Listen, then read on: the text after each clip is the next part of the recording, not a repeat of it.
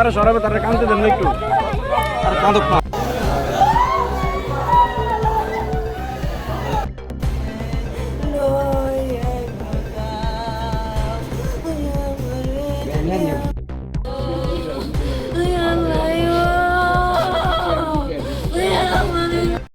Definitely sir आपकी बात वो अरेस्ट हो जाएगा क्या आज?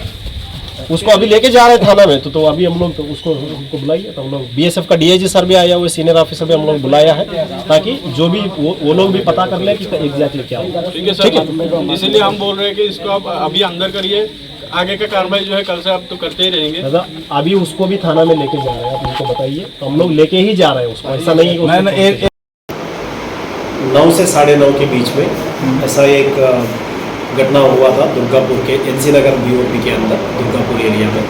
जब कुछ लोग जो एलिगेशन है, कुछ लोग जब स्मगलिंग कर रहे थे, स्मगलिंग आइटम्स कर रहे थे, तो उन लोगों ने जब बीएसएफ वालों ने रोकने के लिए कोशिश किया, तो उनकी तरफ से उनको घेर लिया है। घेर लिया, फिर उसके साथ कुछ आर्ग्यूमेंट हुआ है और थोड़ा स्कफलिंग भी हुआ है। उस स्कफलिंग में बीएसएफ जवान को 1-2 चोट पहुंचा, तो फिर उसको सेल्फ डिफेंस में उसने फायर कर दिया। ऐसा एक है।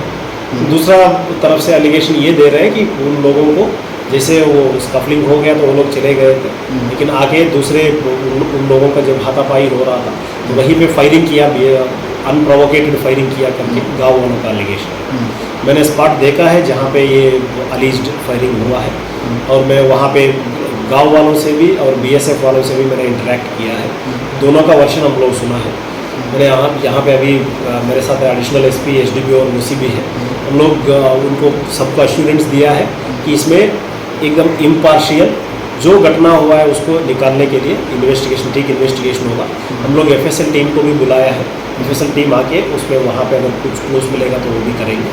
वी विल इंश्योर दैट कि देयर इज इम्पार्शियल इन्वेस्टिगेशन।